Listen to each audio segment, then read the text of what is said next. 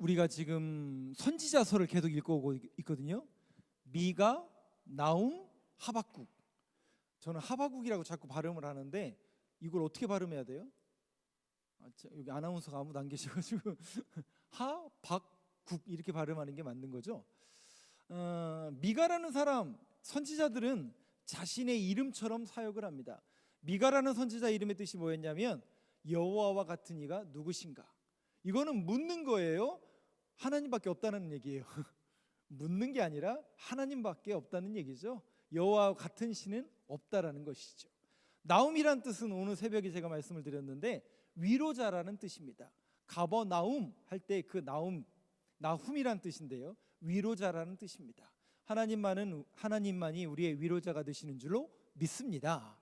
그런 믿음의 고백이고, 그러면 하박국은요, 끌어안다라는 뜻입니다. 뭐라고요? 오늘 이 밤에도 저와 여러분들의 모든 문제를, 또 여러분들의 연약함과 부족함을 우리 주님께서 꽉 끌어안아 주실 줄로 믿습니다. 그 이름의 뜻이 하박국이에요. 자, 그런 고백을 가지고 오늘 말씀을 함께 보면서 기도의 제목을 삼았으면 좋겠는데요.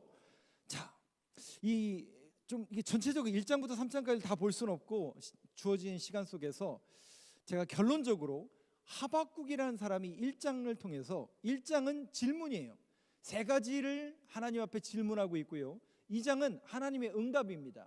그리고 3장은 하나님 앞에 찬송을 올려드린 거예요. 아까 우리 불렀던 찬양 가운데 무화과 나뭇잎이 마르고, 그 찬양 기억나시죠?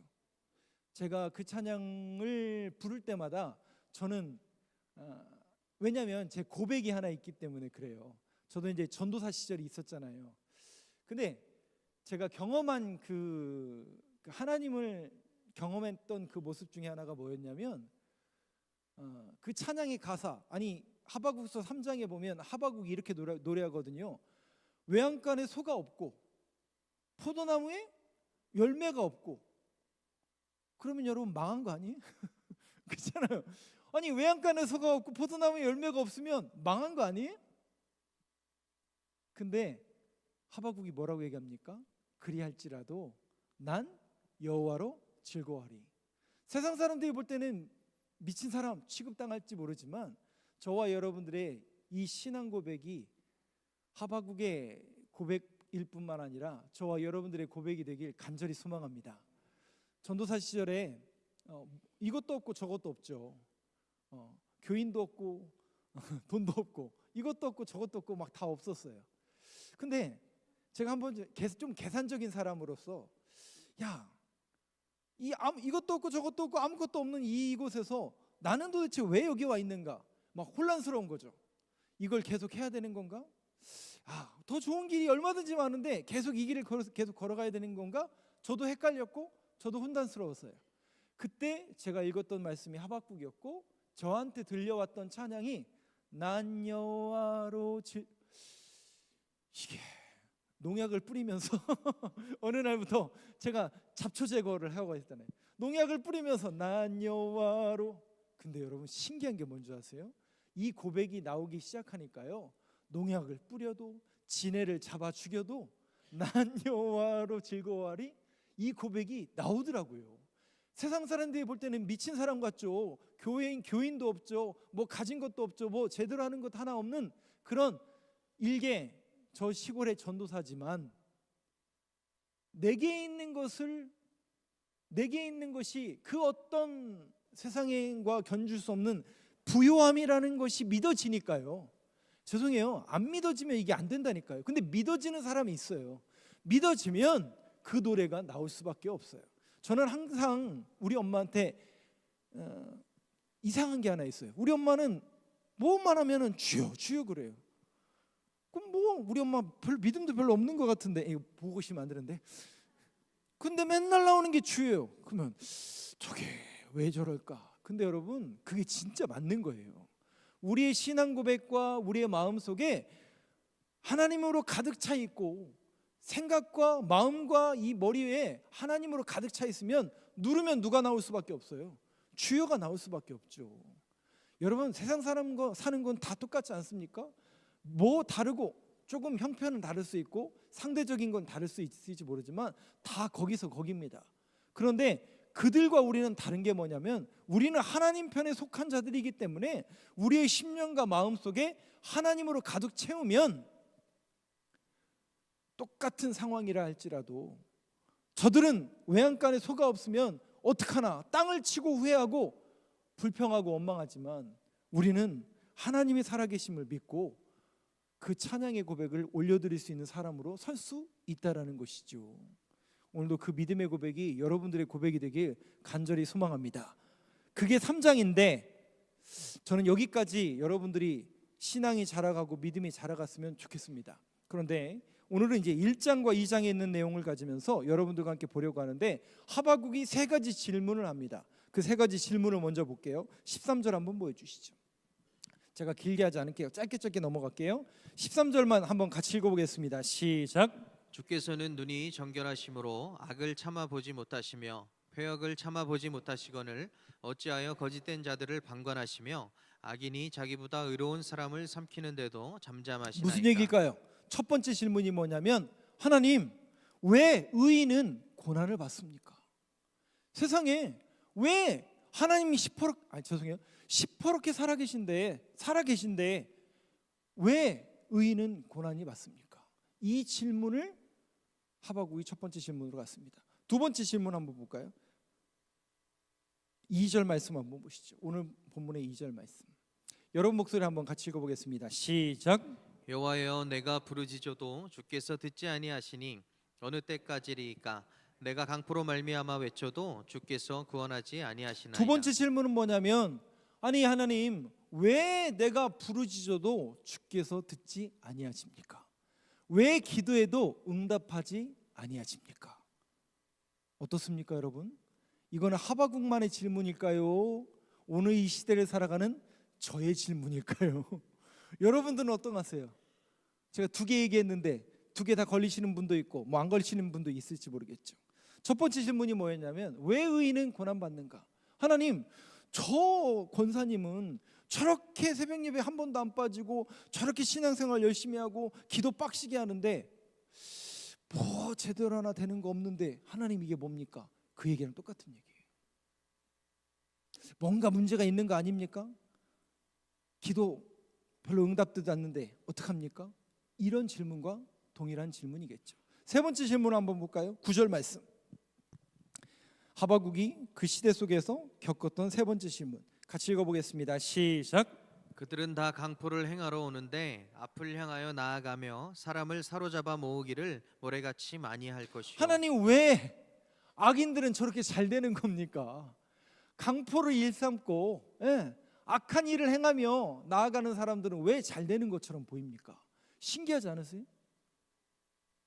안 신기하신군요. 제가 그랬잖아요. 교회, 집, 학교 이거밖에 모르다가 대학교를 딱 가면 어떻게 된다고요? 세상에 나는 교회, 집, 학교밖에 모르는 부모님 말씀에 순종하고 목사님 말씀에 순종하여 신앙의 길을 묵묵히 걸어가고 있었는데 대학교로 딱 가는 순간 어떻게 된다고요? 세상에 쟤는 교회도 안 다녀, 예수도 안 믿어, 부모가 교회 가라고도 하지 않아, 맨날 보니까 술 먹는 건 죄는 아니죠. 아무튼 나쁜 짓을 일삼는데 잘 사는 것처럼 보이고 좋은 차 타고 다니고 예쁜 애 만나고 머리가 이게 뭘까? 나는 그래도 양심껏 신앙인으로 양심껏 그렇게 그 길을 걸어가려고 하는데 근데 여러분 대학교만 그런가요? 대학교에서 딱 사회로 딱 나가면 어떻습니까? 여러분 직장 나가보셔서 아시잖아요. 어떻습니까? 하나님의 말씀 별로 중요치 않죠. 세상적인 기준과 가치관이 있죠. 왜 그렇게 해야 되냐? 부어라 마셔라 죽자. 온통 그 가치관 속에 함몰되어 있지 않아요? 그나마 요즘은 조금 낫더라고요. 직장 내에서 그렇게 술을 나는 안 먹습니다라고 하면 안 준대요. 저희 때만 해도 그런 문화가 아니었잖아요. 사회의 부적응자다, 너는 조직을 배신하는 자다, 뭐 이런 그런 볼멘 소리 우리가 많이 들었었죠. 이런 질문, 세 가지 질문이 뭐였다고요? 의인은 왜 고난을 당하는가? 왜 기도해도 응답이 없는가? 세 번째 질문, 악인은 왜 잘 사는가? 이 질문은 비단 하박국만의 질문이 아니라 오늘 이 시대를 살아가는 저의 질문이기도 해요. 여러분들에게도 비슷한 질문일 수도 있을 거예요. 아니, 세 개 다 걸리는 분이 있을지 모르고 나는 하나밖에 안 걸리는데, 그럴 수 있지만 다 그 질문을 가질 겁니다. 그렇다면 오늘 여러분들이 이 1절과 2절에 1장과 2장에 있는 말씀을 여러분들이 한번 눈여겨보면서 이걸 우리가 어떻게 이해를 하고 또 오늘 이 밤에 우리가 어떤 기도의 제목을 가져야 될 것인가. 1절부터 한번 보시죠. 하박국서 1장 1절을 한번 보겠습니다. 여러분 목소리 같이 읽어보겠습니다. 시작. 선지자 하박국이 묵시로 받은 두 가지를 경고라. 설명해 드릴게요. 아까 하박국이 무슨 뜻이라고 그랬죠? 끌어안다. 여러분, 탕자가 집으로 돌아오잖아요. 누가복음에 보면 탕자가 저 멀리서부터 온단 말이죠. 아버지가 그걸 봐요, 못 봐요? 근데 여러분, 제가 말씀드렸잖아요. 탕자가 한 잘못이 뭐라고요? 탕자가 뭘 하고 떠났어요? 아버지의 유산을 받아서 그거 쓰려고 외국으로 떠났잖아요. 그러면 그 동네에 있는 사람들이 그걸 알아요, 몰라요? 알겠죠? 근데 유대인들의 관습상 아버지의 유산을 받는 경우는 어느 때라고요? 아버지가 죽어야만 유산을 받을 수 있는 거예요. 근데 살아계신데 유산을 받았다는 거는 미리 땡겨서 아버지 빨리 돌아가시라는 얘기라고요. 그러면 유대인들의 관습법상 그 아들을 돌로 쳐 죽여도 상관없어요. 근데 그 아들이, 허랑방탄한 아들이 다 잃고 돌아오는 거예요. 그걸 누가 제일 먼저 발견한다고요? 그 얘기는 얘가 몇 날 몇 시에 올 거라는 것을 예언해서 알아서 아버지가 딱 붙잡은 거예요. 매일같이 그 자리에서 이제나 오려나 주제 오는 해나 기다렸다는 얘기예요. 기다렸다는 얘기죠. 그리고 그 아들을 보자마자 어떻게 해요? 아버지가, 야, 너 얼마 남았니? 너 얼마 남았니?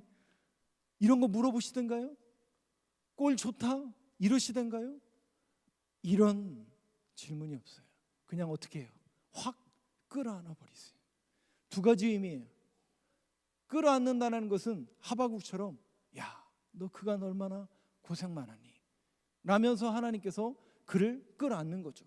두 번째 이유는 뭐라고요? 동네 사람들한테 발각되면 안 되잖아요. 하나님께서 덮어주는 거예요. 덮어주는 거예요. 사랑하는 성도 여러분, 오늘도 이 밤에 하나님 앞에 나온 여러분들이 그런 믿음의 고백을 가지고 주님 앞에 달려나가길 간절히 소망합니다. 하나님, 저 여전히 죄인입니다. 여전히 탕자입니다. 그런데 오늘도 그 하나님의 사랑이 나를 감싸 안아주시고 나를 덮어주시고 우리 교회를, 또 이 한국교회의 죄악을, 이 나라의 민족의 죄악을 덮어주시고 안아 주옵소서. 여러분, 논리나 합리, 이성적인 것 좋죠. 근데 그걸로 딱딱 귀결이 되고 모든 게 그렇게 문제가 해결이 되던가요? 죄송합니다. 안 될 때가 더 많을걸요. 아니, 교회 안에서도 이성적이고 합리적이고 논리적인 거 저도 좋아요. 근데 여러분, 그렇게 딱딱딱 그게 되던가요? 안 됩니다. 적어도 여러분들이 신앙인이고 예수 그리스도의 사랑과 용서함을 받은 사람이라면 저와 여러분들은 하박국처럼, 그 이름의 뜻처럼 그들의 허물을 덮어주고 끌어안아줄 수 있는 그 용기와 그 고백이 있게 되길 간절히 소망합니다. 여러분, 죄송합니다. 그거 다 묻고 다 해서 좋죠. 정의와 공의. 그러나 여러분, 이거 자꾸 정치적인 발언이 될까봐 여기까지만 할게요. 네. 그러나 우리가 교회 안에서 신앙인으로서 그 신앙 고백을 가졌으면 좋겠습니다. 하박국, 그런 이름의 뜻이 있는데 그 하박국이 뭘 받았냐면 묵시, 하나님의 계시로 받은 뭐라고요? 경고라. 경고라는 이 말에는 두 가지 뜻이 있습니다. 첫 번째는 무겁다라는 뜻이에요. 경고, 워닝, 경고인데 무겁다라는 뜻이에요. 무슨 얘기냐면 예레미야에게 하나님의 말씀이 임했을 때 예레미야가 뭐라고 얘기했어요? 드디어 올 게 왔군요 라고 얘기했던가요? 모세에게 하나님께서 부르셔서 떨기나무 앞에서 내가 너를 불렀다라고 할 때 이제야 나를 알아보시는군요 이랬나요? 아니요. 나는 아이라 못합니다. 말 못합니다. 저 못 갑니다. 왜요? 무겁기 때문에 그래요. 하나님의 말씀이 무겁기 때문에 그래요. 근데 무거운 하나님의 말씀이지만 두 번째 뜻이 뭐냐면 반드시 들어 올려야 된다는 뜻이 있어요. 하바구가 너 봤잖아. 하바구이 뭘 봤어요? 의인은 왜 고난받는가? 왜 기도에도 응답되지 않는가? 악인은 저렇게 잘 먹고 잘 사는가? 그 질문과 그 고민 속에 있었던 하바구가 너는 이 경고의 메시지를 붙들고 전해야 된다. 첫 번째가 무슨 뜻이라고요? 이 말씀이 무겁지만, 하나님의 메시지가 무겁지만 반드시 이 악한 세대 속에서 네가 이 말씀을 전해야 된다. 그 얘기가 경고라는 의미 속에 담겨져 있습니다. 여러분, 우리가 기도할 때, 기도라는 것은 어떤 문제가 있기 때문에 그 문제를 해결하기 위한, 그래서 하나님 이 기도에 응답해 주시면 하나님이고 안 해주면 안 하나님이고 이런 게 아니잖아요. 우리 신앙인들은 적어도 여러분들이 성숙한 신앙인이라면 기도하다 보면, 말씀을 붙들고 기도하다 보면 어느 순간에 어떤 때에는 하기 싫었던 일들이 생각날 때가 있고, 내가 이 일을 내년부터 해야 되는데 하나님이 이 일을 나에게 맡겨주셨는데 이걸 해야 되나 말아야 되나, 여러분들도 갈등이 되시잖아요. 근데 여러분, 왜 기도할 때, 말씀을 들을 때 그게 생각이 날까요? 하바국에게도 이게 경고였다고요. 무거운 짐이지만 반드시 네가 들어 올리라는 거예요. 네가 가라 이거예요. 다른 사람 보이는지 말고 네가 가라는 거예요. 왜 그걸 보여주시고 그 말씀이 생각나게 하시는가? 네가 가라는 거예요. 네가 그 말씀을 들어 올리라는 거예요. 무겁지만 반드시 그걸 들어 올리라는 거죠. 근데 하나님은 절대로 그냥 보내지 않는다니까요. 절대로 하나님은 그 일을 그렇게 얼렁뚱땅 아니면 대충, 아니요, 하나님은 그런 분 아니세요. 하나님은 그 무거운 짐과 같은 그 경고의 메시지지만 그걸 전달하는 사람들에게 성령님께서 늘 인도하셔서, 우리 주일날 배웠잖아요. 제가 말씀드렸잖아요. 성령님이 임재한다라는 것은 그 상황과 그 시대와 그 자리에서 할 말을 내게 주신다고요. 여러분들 안에 성령님이 계신다면 그 담대함을 갖고 가서 전하면 하나님께서 할 말을 주신다고요. 지혜를 주시고 총명을 주시고 능력을 부어주신다라고 말씀하셨으니 그 말씀 붙들고 담대하게 나아가라는 그 메시지가 경고라라는 이 메시지 속에 담겨져 있다라는 것이죠. 저는 여러분들이 기도할 때에 그런 일들이 생각나고 그런 메시지들이 생각난다면 여러분들이 그 말씀을 붙들고 네가 하라는 얘기예요.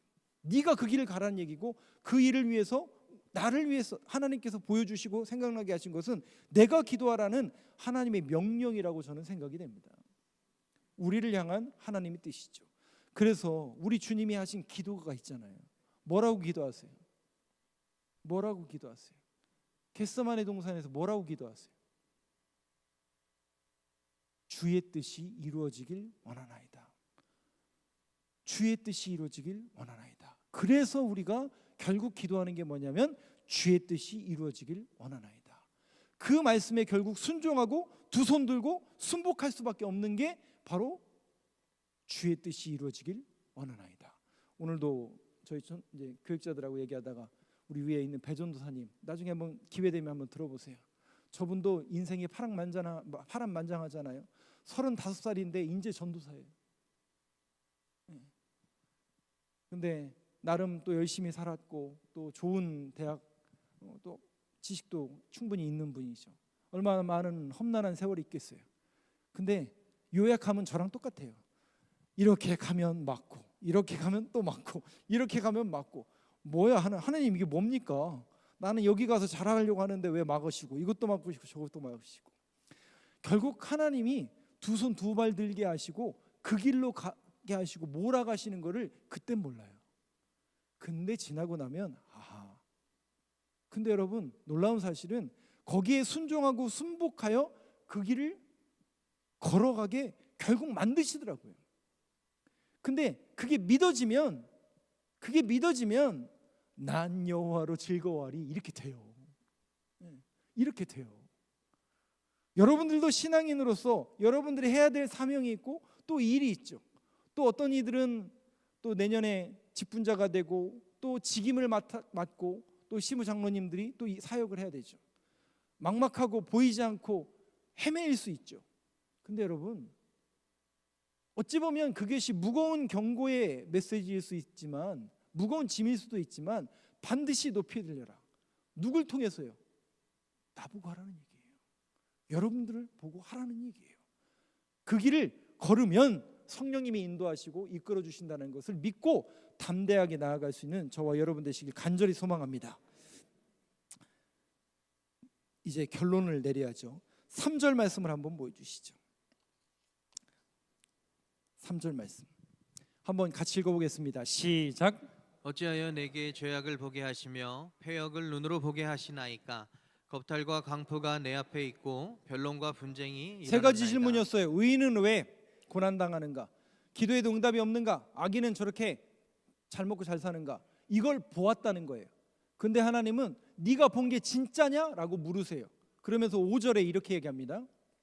너 그거 봤다고? 그거 본 거 맞아? 5절 말씀 한번 같이 읽어보겠습니다. 시작. 여호와께서 이르시되 너희는 여러 나라를 보고 또 보고 놀라고 또 놀랄지어다. 너희의 생전에 내가 한 가지 일을 행할 것이라.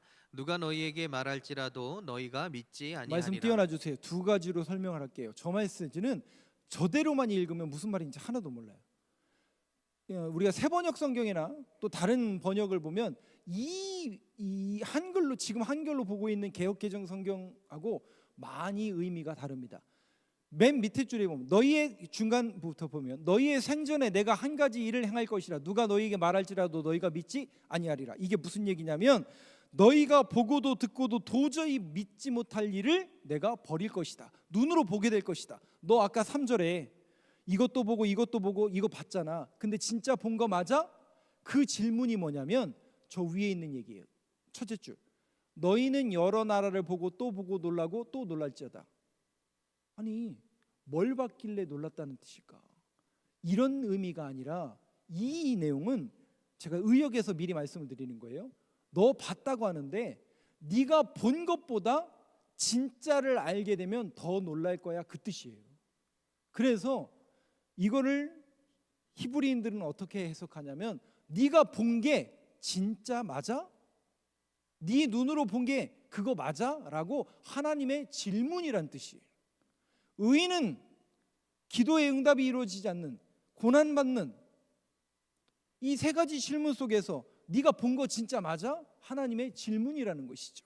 여러분, 제가 창세기 13장에서 늘 얘기했던 이야기 기억나실 거예요. 우리가 뭘 보느냐는 굉장히 중요합니다. 그런데 똑같은 눈으로 봐요. 안 믿는 사람이나 믿는 사람이나 똑같은 눈으로 봐요. 근데 그들과 우리는 달라야 돼요. 그래서 제가 그 메시지 다시 띄워드릴게요. 창세기 13장 한번 보여주시죠. 한번 10절 같이 읽어보겠습니다. 시작. 이에 롯이 눈을 들어 요단 지역을 바라본즉 소알까지 온 땅에 물이 넉넉하니 여호와께서 소돔과 고모라를 멸하시기 전이었으므로 여호와의 동산 같고 애굽 땅과 같았더라. 롯과 아브라함이 이제 갈라서죠. 그때 롯이 뭘 바라봐요? 근데 여러분, 롯이 누구의 눈을 들어봅니까? 자기의 눈을 들어요. 주체가 자기예요. 세상 사람들과 똑같아요. 똑같은 시선과 고백으로 똑같은 것을 보니까 어떻게 보이냐면 그렇게 보이는 거예요. 근데 아브라함은 다르죠. 그 다음 절 한번 보여주실까요? 창세기 13장 14절 같이 읽어보겠습니다. 아브라함은 뭐가 다른지 한번 여러분들이 눈여겨보시죠. 같이 읽어보겠습니다. 시작. 롯이 아브람을 떠난 후에 여호와께서 아브람에게 이르시되 너는 눈을 들어 너 있는 곳에서 북쪽과 남쪽 그리고 동쪽과 서쪽을 바라보라. 아브라함과 롯의 차이가 뭐예요? 똑같이 눈을 들어 봐요. 그 차이가 뭐예요? 주체가 달라요. 주체가 달라요. 롯은 자기가 보고 싶은 걸 보는 거예요. 근데 아브라함에게 하나님은 명령하시는 것을 보는 거예요. 그렇죠? 달라요. 너는 눈을 들어봐라. 너는 눈을 들어봐라.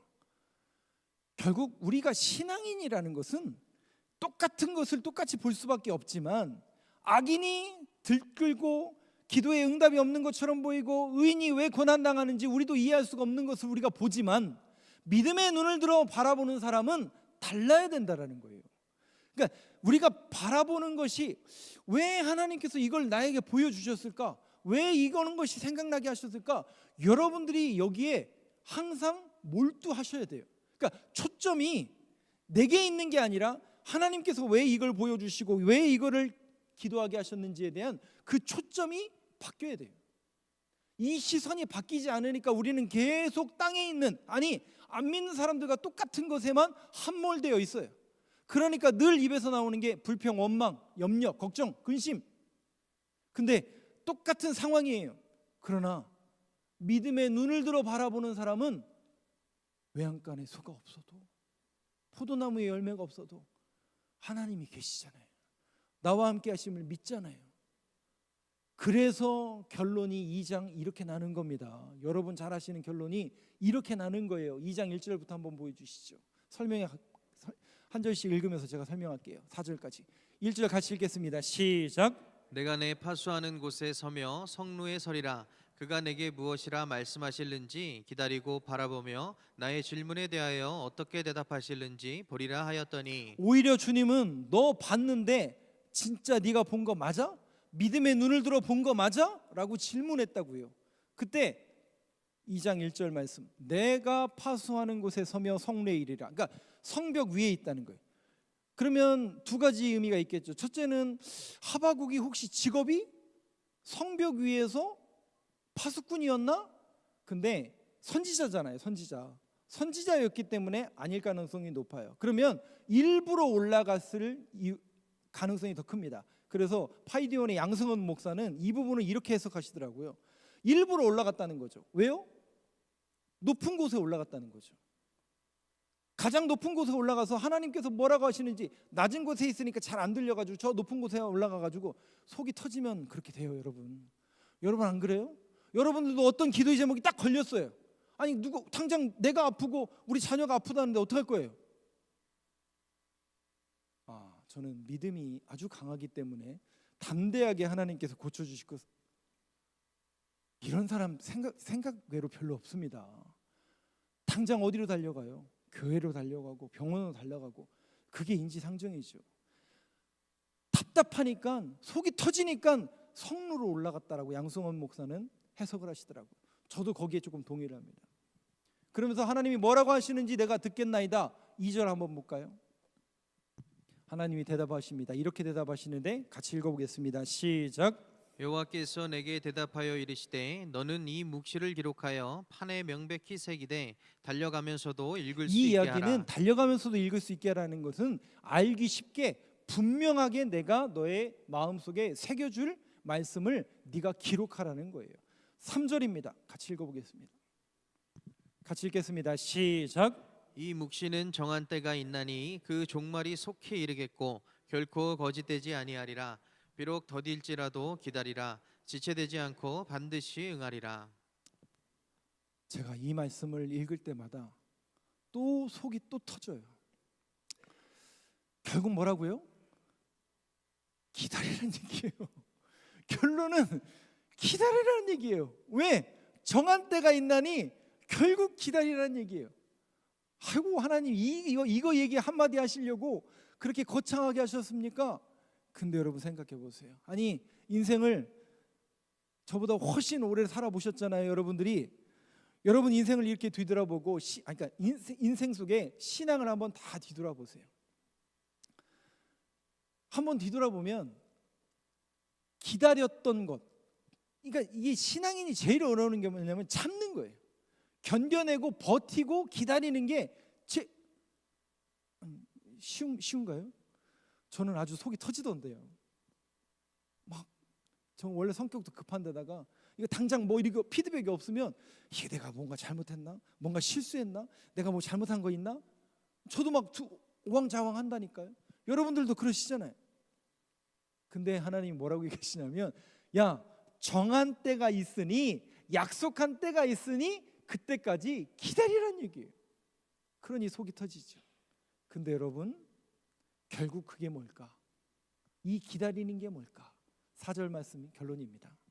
이 기다리는 게 뭘까? 같이 읽어보겠습니다. 시작. 보라 그의 마음은 교만하며 그 속에서 정직하지 못하나 의인은 그의 믿음으로 말미암아 여기 보면 살리라. 보라 그의 마음은 교만하며 그 속에 정직하지 못하나, 악인은 그렇지 않다는 거예요. 그런데 이게 우리 성경에는 정직하지 못하나라고 번역을 했는데 no upright, 똑바로 서지 못한다는 뜻이에요. 어떻다고요? 똑바로 서지 못한다는 거예요. 똑같이 정한 때가 있어요. 그 기간이 있어요. 기다리고 버텨내고 참아야 되는데 악인들은 어떻게 한다고요? 교만하여 똑바로 서지 못하는 거예요.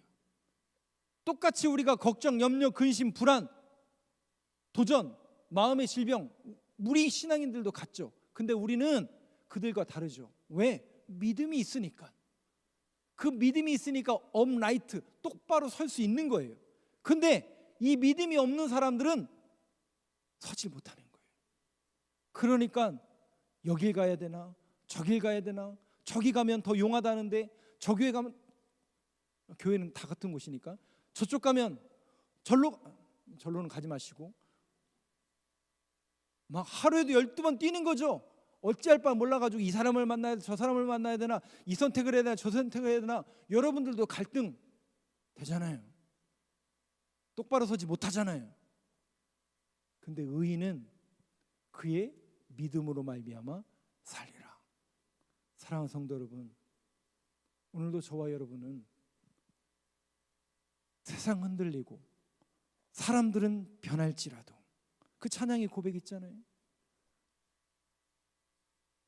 아무리 우리가 세상이 흔들고 아무리 뭐한다 할지라도 여러분들이 똑바로 설 수 있는 신앙인이 되길 간절히 소망합니다. 그러려면 우리가 믿음이 있어야죠. 그 믿음이 뭘까요? 견뎌낼 수 있는 힘, 참아낼 수 있는 용기, 올바른 선택을 할 수 있는 그 믿음. 그 믿음의 근거와 출처는 오로지 말씀이 되어야 됩니다. 그 말씀을 마음에 새기라고 하는 거예요. 그 말씀을 마음에 새기고 그거 붙들고 견뎌내라는 거예요. 오늘도 그 믿음의 고백이 여러분들의 고백이 되길 간절히 소망합니다. 오늘도 하나님, 내가 말씀을 붙듭니다. 의인은 믿음으로 말미암아 살리라고 약속하신 이 말씀을 붙듭니다. 오늘도 그 말씀이 이루어지는 삶이 될 수 있도록 인도하여 주옵소서. 함께 기도하기를 원합니다.